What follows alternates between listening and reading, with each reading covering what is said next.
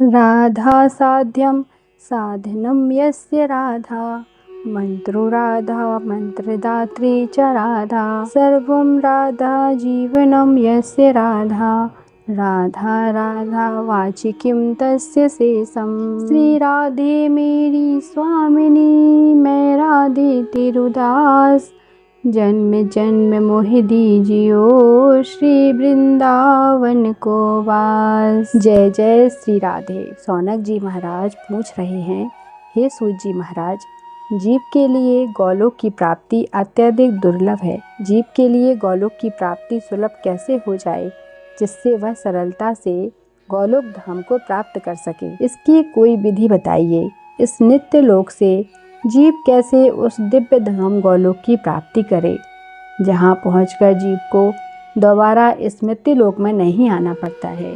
उस दिव्य धाम गोलोक धाम की मनुष्य कैसे प्राप्ति करे। श्री सूत जी महाराज कहते हैं, हे सौनकादि ऋषियों, आपने जगत के कल्याण के लिए बहुत अच्छी बात पूछी है। आपने जो ये प्रश्न किया है, यही प्रश्न एक बार देवर्षि नारद जी ने अपने पिता ब्रह्मा जी से भी किया था।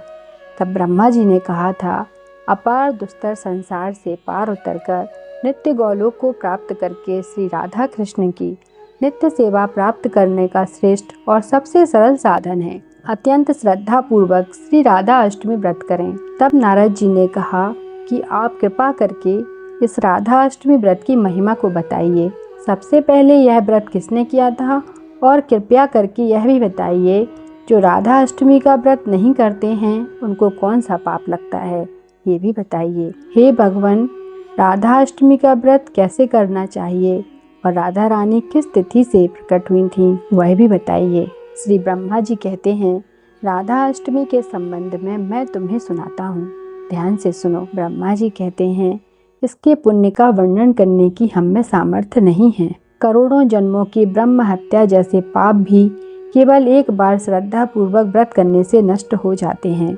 और उन 1000 एकादशियों का पुण्य 100 गुना कर दो, यानी 1,00,000 गुना पुण्य मात्र राधा अष्टमी के व्रत करने से प्राप्त हो जाता है। स्वर्ण दान सर्वश्रेष्ठ होता है, पर सुमेरु पर्वत के समान यदि कोई स्वर्ण दान भी करे, उससे जो पुण्य प्राप्त होता है वह केवल राधा अष्टमी के व्रत से प्राप्त हो जाता है। 1 सहस्त्र कन्याओं का दान यदि कोई करे, उससे जो पुण्य प्राप्त हो वह केवल राधा अष्टमी के व्रत कर लेने से प्राप्त हो जाता है।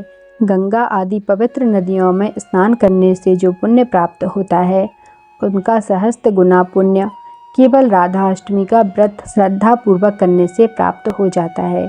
कहते हैं, कोई पापी मनुष्य बहुत श्रद्धा नहीं है, लेकिन अगर उसने गलती से भी राधा अष्टमी का व्रत कर लिया तो भी वह मनुष्य भगवान के धाम में जाने की योग्य हो जाता है। पूर्व काल की बात है, बड़ी सुंदर स्त्री थी। सुंदर हास्य वाली, हिरण के समान नेत्र वाली, अति सुंदर केश और कर्ण वाली लीलावती नाम की एक परम दिव्य नारी थी। हे नारद, कई बार रूप ही पतन का कारण बन जाता है। उसका यह रूप ही उसके पतन का कारण बन गया। अत्यधिक पाप कर्म करते करते इसके मन में अत्यधिक ग्लानि हुई। मन में आया कि अरे, मैंने ठीक नहीं किया। भगवान ने इतना दुर्लभ शरीर मुझे दिया है और मैंने पाप कर्म करके सही नहीं किया। उसके मन में थोड़ा वैराग्य जाग गया था, जिससे वह यह बात समझ पाई। अब वह अपने उद्धार और पाप से मुक्ति हेतु एक आश्रम, जहाँ ऋषि मुनि राधा अष्टमी उत्सव मना रहे थे, राधा कृष्ण के विग्रह का बड़ा सुंदर दूध, दही, पंचामृत, गंगा जल से अभिषेक कर रहे हैं और कलश आदि रखकर बड़ा सुंदर उत्सव मना रहे हैं। तब उसे बड़ा आश्चर्य हुआ। वह विचार करने लगी। गंध, पुष्प, धूप, दीप और विभिन्न प्रकार के फल फूलों से श्री राधा रानी के श्री विग्रह का सुंदर श्रृंगार होते देखकर वह पहुंची और अत्यंत दयान्वित होकर के उसने पूछा कि आप ये क्या कर रहे हो, कृपा करके मुझे भी बताइए।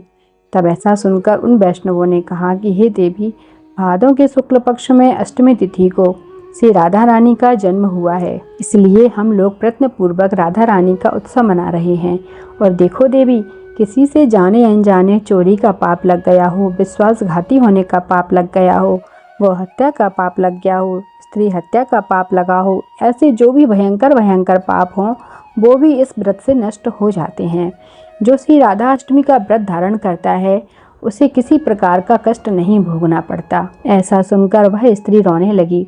उसे अपने पाप याद आ गए। उसने कहा, महात्माओं, मेरा रूप ही मेरे विनाश का कारण बन गया, अब मेरे ऊपर भी कृपा करो।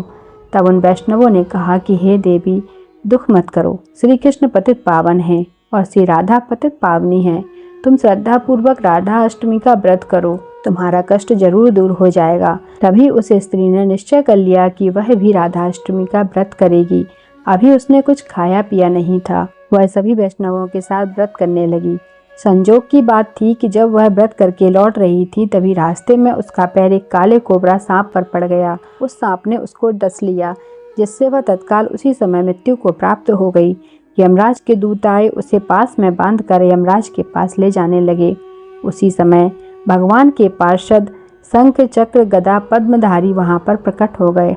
उन्होंने उसी समय पास के टुकड़े टुकड़े कर दिए। उस स्त्री को स्वर्ण विमान में बिठाकर गोलोक धाम में ले गए। सूत जी महाराज कहते हैं, देखो ऋषियों, जिस स्त्री को नरक जाना था, एक बार जीवन में उससे व्रत बन गया, इसलिए राधा कृष्ण की सेवा गोलोक में उसे प्राप्त हो गई। इसलिए जो भी राधा अष्टमी का व्रत नहीं करता है, वह मनुष्य मूढ़ है। करोड़ों कल्पों तक भी नरक से उसका उद्धार नहीं होता है। इस व्रत को करने से श्री राधा कृष्ण प्रसन्न हो जाते हैं, सभी पाप नष्ट हो जाते हैं और अंत में भगवान के नित्य धाम को प्राप्त करते हैं। बोलिए भक्त वत्सल भगवान की जय, श्री राधा किशोरी की जय। राधा अष्टमी की कथा जो भी श्रद्धा पूर्वक पढ़ता या सुनता है, वह संपूर्ण पापों से मुक्त होकर भगवान के धाम में पहुंच जाता है।